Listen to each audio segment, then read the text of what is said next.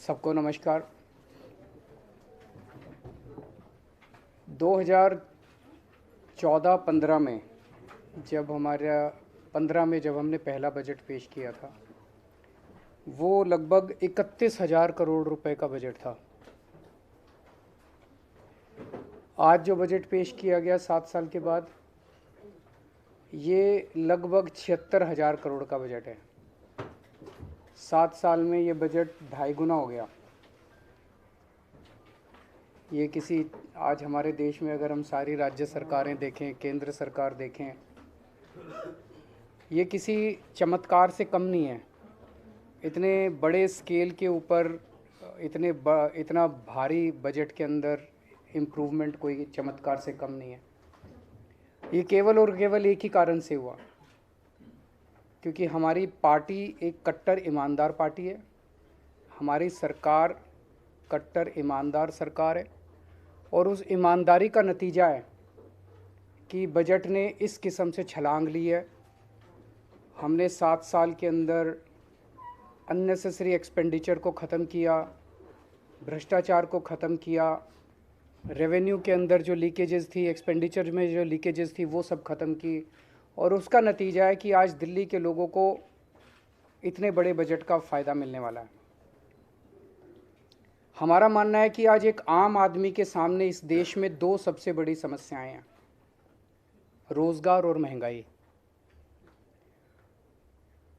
और इसको लेके अभी जैसे पंजाब में हमारी सरकार है, पंजाब में हमारी सरकार ने सरकार बनते ही 25,000 नई सरकारी नौकरियों का ऐलान किया, जिसका 1 महीने के बाद जिनकी भर्ती होने वाली है।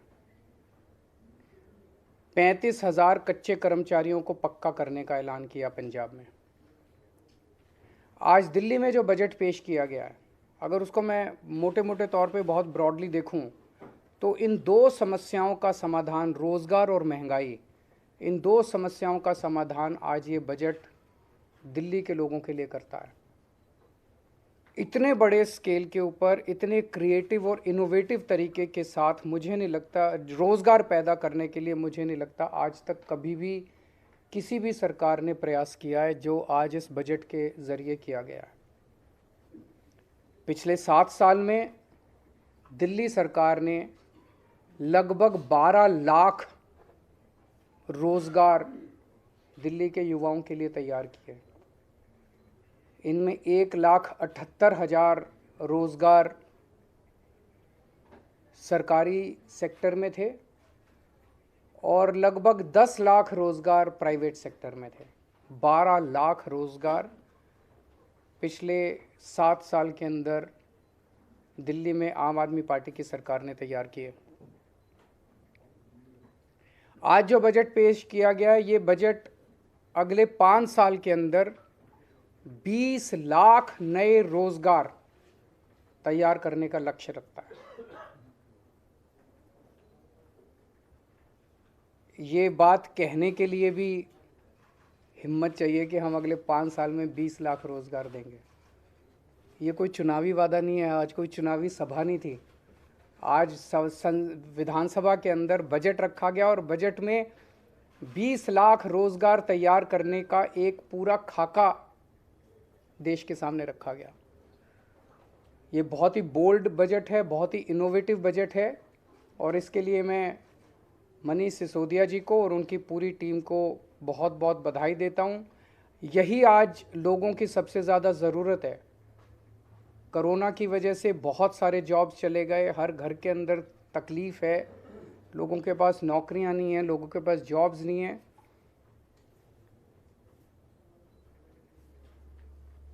तो 20 लाख जॉब्स का ये जो बजट है, इसमें बताया गया कि दिल्ली में 1,68,00,000 लोग ऐसे हैं जो कि जॉब्स लेने के लिए सक्षम है। आबादी 1,68,00,000 नहीं है, आबादी तो 2 करोड़ के ऊपर है, उसमें बच्चे हैं। ये 1,68,00,000 लोग टोटल हैं who are fit to take up jobs. उन 1,68,00,000 लोगों में से केवल 1/3 लोग ऐसे हैं जिनके पास आज जॉब्स हैं दिल्ली के अंदर, बाकियों के पास जॉब्स नहीं हैं। तो ये 33% की जो संख्या है इसे हमें बढ़ा के 45% तक 5 साल में ले जाना है। इसे 12% हमें इंक्रीज़ करना है। 12% इंक्रीज़ करने का मतलब है कि आज 56 लाख लोगों के पास जॉब्स हैं, इसे 76 लाख तक ले जाना है। तो 20 लाख नए जॉब्स हम लोगों को क्रिएट करने हैं। और ये कोई एम्प्टी प्रॉमिस नहीं है, खोखला वादा नहीं है। आज जितने डिटेल में इस बजट के अंदर पूरी रूपरेखा समझाई गई, ये जॉब्स कहाँ से आएंगे, इतनी इतनी महीन exercise, micro exercise, detailed exercise, practical exercise मुझे नहीं लगता कभी इस तरह की हुई है। जो जो सेक्टर्स आइडेंटिफाई किए गए रिटेल सेक्टर में, इन सेक्टर्स के अंदर जॉब्स क्रिएट किए जाएंगे। Retail sector, food and beverage sector, logistics and supply chain, travel and tourism, entertainment, construction, real estate, green energy. तो ये 8 सेक्टर्स हैं, 8 क्षेत्र हैं जहाँ पे नए जॉब्स क्रिएट किए जाएंगे। और हर एक की बहुत डिटेल्ड प्लानिंग की गई है, हर एक की बहुत डिटेल्ड स्कीम्स बनाई गई हैं। दिल्ली की 5 मार्केट्स आइडेंटिफाई की गई हैं जो कि दिल्ली की फेमस मार्केट्स हैं, ट्रेडिशनल मार्केट्स हैं। इन मार्केट्स को पूरा रिवैम्प किया जाएगा, उनको रिनोवेट किया जाएगा। और वहाँ पे उम्मीद है कि पूरे रिवैम्प और इनोवेशन के बाद उन मार्केट्स के अंदर बड़े स्तर के ऊपर बिजनेस बढ़ेगा।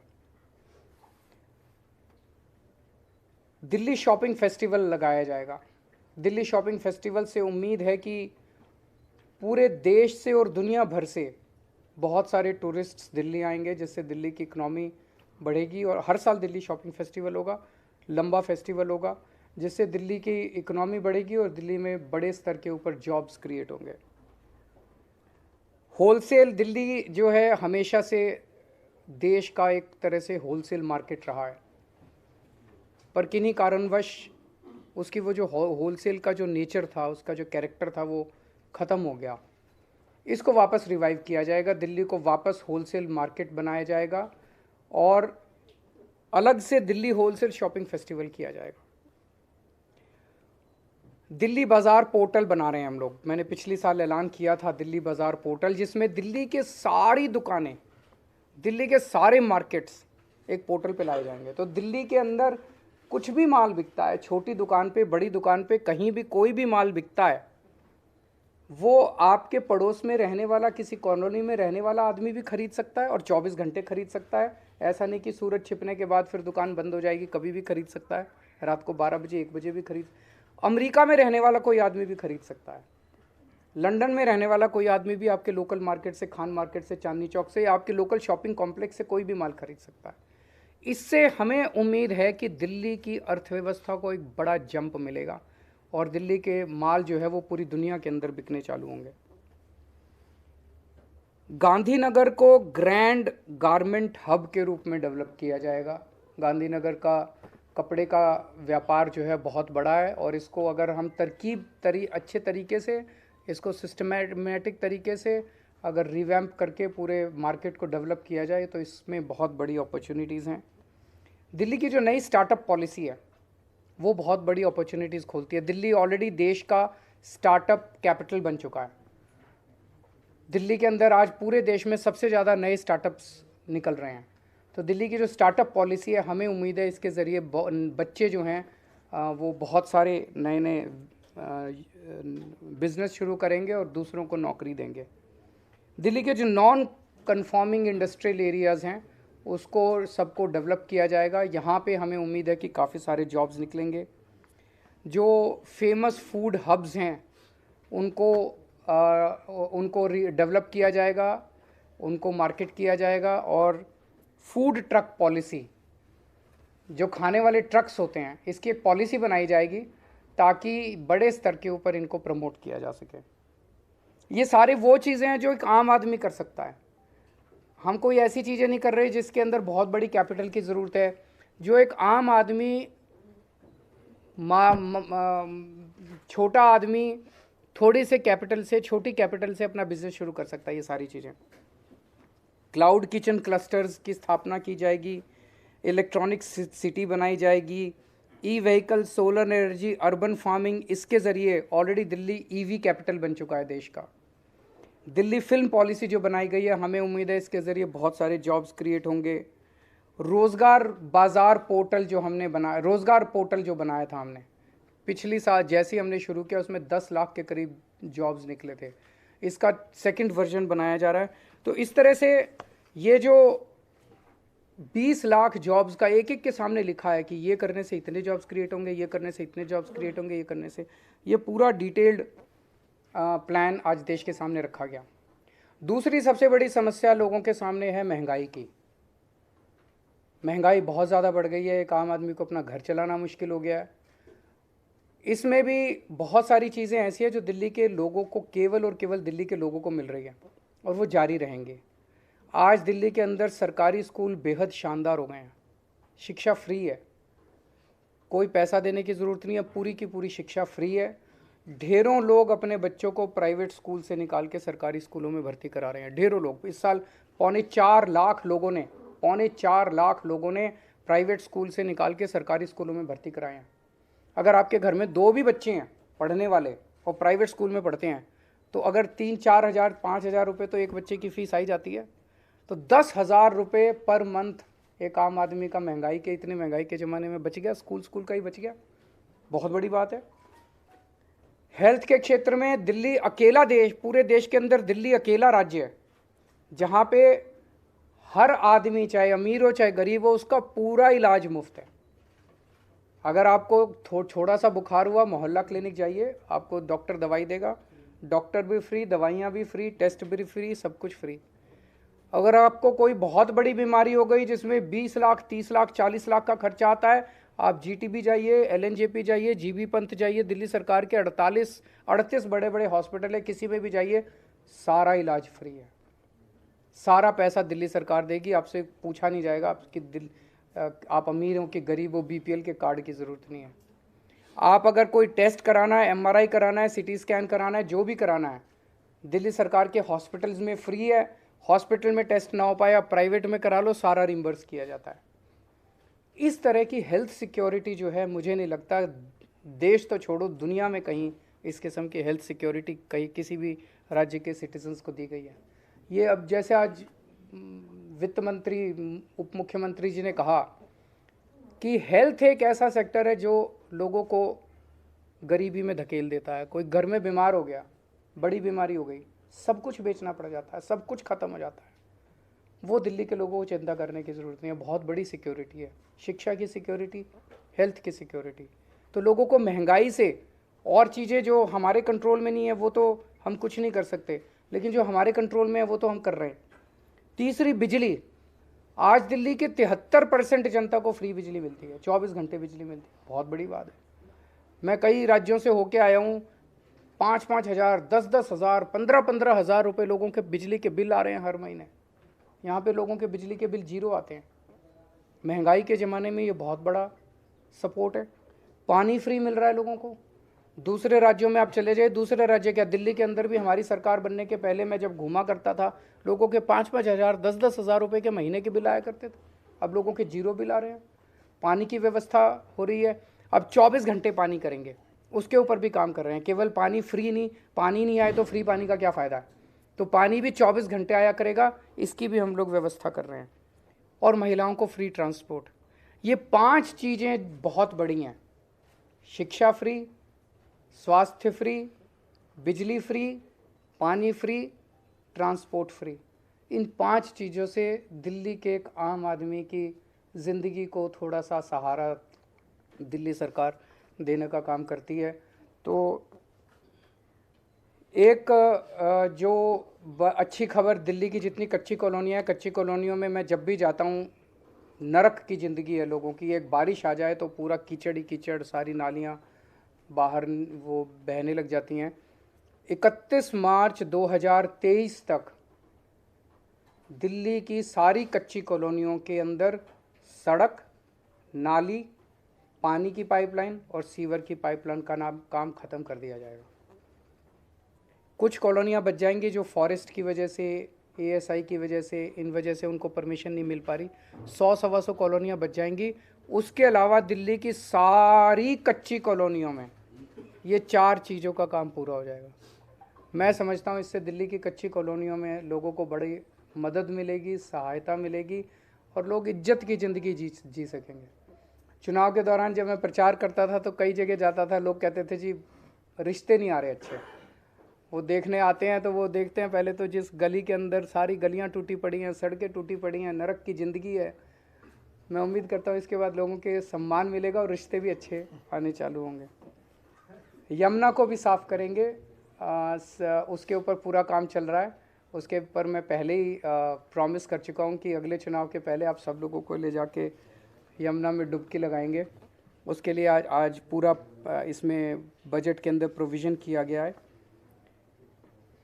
और एक जो आज सबसे बड़ा ऐलान किया गया जो आपने नोट नहीं किया, वो है ट्रैफिक लाइट के ऊपर जब आप रुकते हो, आपकी खिड़की के पास आके कोई बच्चा छोटा सा नॉक करता है और वो आपसे पैसे मांगता है या वो कुछ बेचने की कोशिश करता है, उसकी तरफ कोई ध्यान नहीं देता कोई सरकार। क्यों? वो वोटर नहीं है, वो वोट नहीं देता, वो वोट बैंक नहीं है, कोई सरकार उनकी तरफ ध्यान नहीं देती। आज हमने 10 करोड़ रुपए इन बच्चों के लिए हम residential state of the art facilities का एक स्कूल बनाएंगे। वो रेजिडेंशियल स्कूल बिल्कुल अलग किस्म का होगा क्योंकि इन बच्चों को सबसे पहले हमें इमोशनल और साइकोलॉजिकल सपोर्ट देना पड़ेगा। इन बच्चों को जब आप उस ट्रैफिक लाइट से उठा के वहाँ ले जाओगे, बहुत प्रयास किए गए, सारे प्रयास अभी तक फेल हो गए। जितने भी प्रयास अभी तक किए गए वो सारे प्रयास ऐसे थे जिसके अंदर मानवता नहीं थी, मानवीयता नहीं थी। उनको पकड़ा गया, मुझे कनॉट प्लेस हनुमान मंदिर के आसपास से उनको पकड़ते हैं, ले जाके जेल में डाल देते हैं, चाइल्ड केयर सेंटर में डाल देते हैं, वहाँ कोई पूछने वाला नहीं है, वो बच्चे वहाँ से फिर भाग जाते हैं। ये स्कूल ऐसा होगा जहाँ पे उनको सारी अच्छी 5 स्टार सुविधाएं दी जाएंगी और उन बच्चों को मेन स्ट्रीम में लाके उनको एक इज्जत की ज़िंदगी दी जाएगी, उनको एक अच्छा नागरिक बनाया जाएगा। तो ये मोटे मोटे थे। मैं मनीष जी को फिर से और पूरी उनकी टीम को बधाई देता हूँ इतना शानदार बजट प्रस्तुत करने के लिए।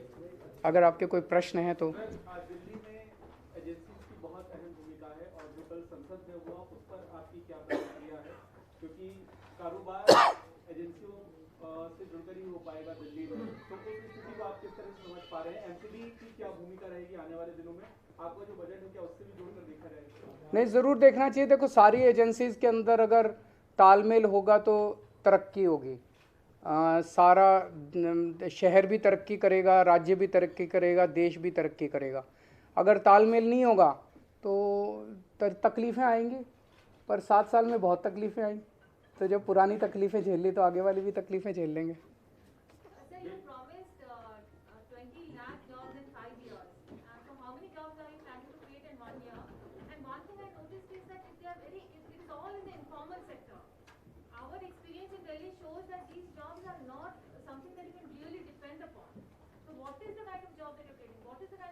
पहली तो आप कह रहे हो कि तो 20 लाख 5 साल में, तो 20 divided by 5 4 lakh jobs you should expect in the next 1 year.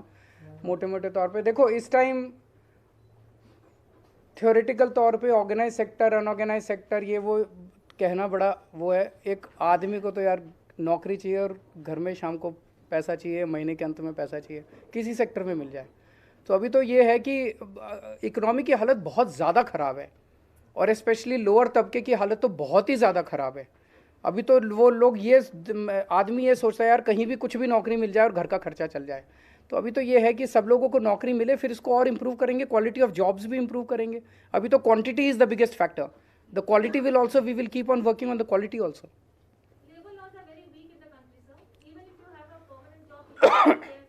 We will work on that. So you had invited suggestions from general public to be included in the budget. How many of those suggestions you find really good and were included, have been included in the budget? इसमें हमने जब budget में suggestions मांगे थे तो अलग अलग तरीके के सजेशंस आए थे। डिमांड्स कम सजेशंस कम एडवाइजेस बहुत कुछ आया था और इसमें लगभग एक सेंस ऑफ द सजेशंस आपको बोलूं तो कहीं ना कहीं उसी में ये डिमांड थी कि हमें आप बजट बनाओ तो रोज़गार की बात करो, आप हमें इकोनॉमी को आगे बढ़ाने की बात करो। कोविड ने हमारी कमर तोड़ दी है, तो अगर आज इस बजट का ओवरऑल सेंस आप कहें तो वहीं से निकला है, क्योंकि हम एजुकेशन पे, ग्रीन बजट और इन सब पे बात कर चुके, हेल्थ पे बात कर चुके थे।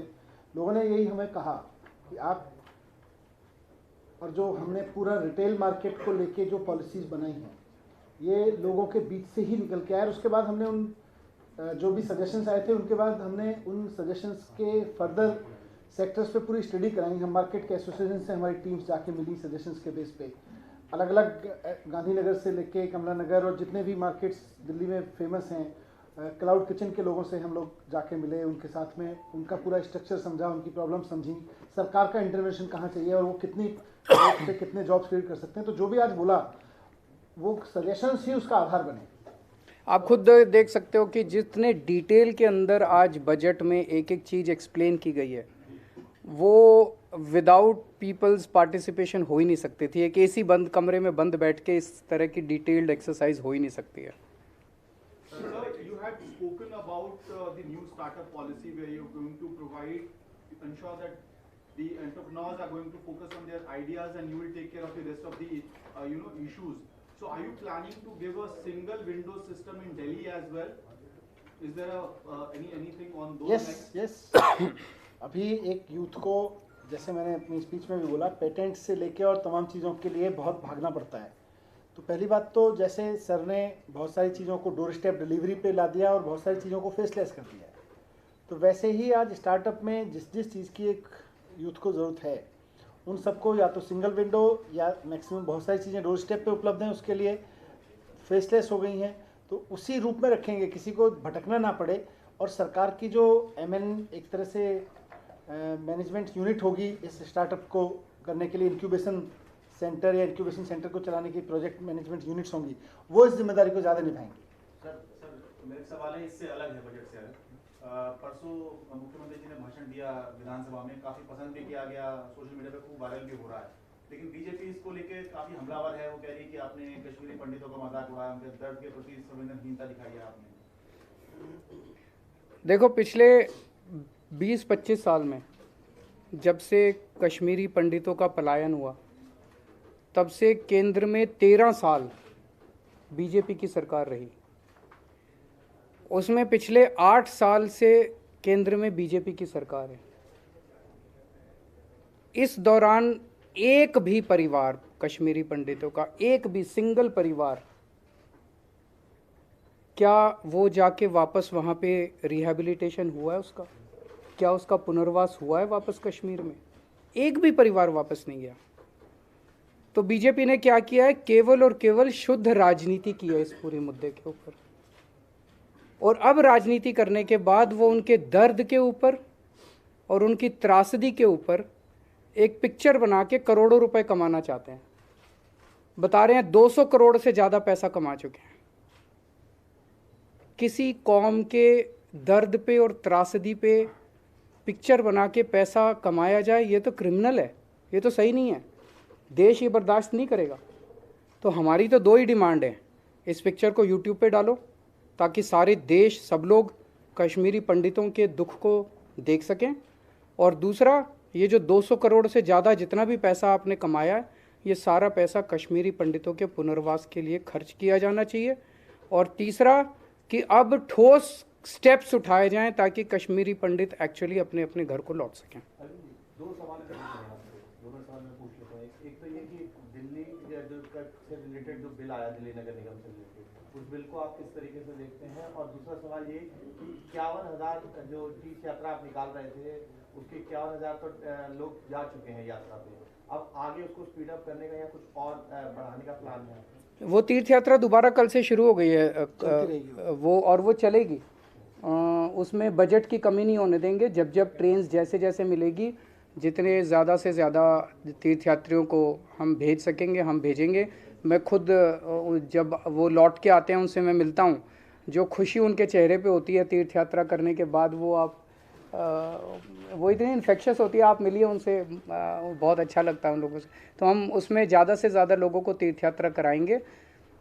एमसीडी का जो बिल है वो केवल और केवल चुनाव स्थगित करने के लिए लाया गया। मतलब उस पूरे बिल के अंदर मोटे मोटे तौर पे देखें तो 2 ही बातें हैं।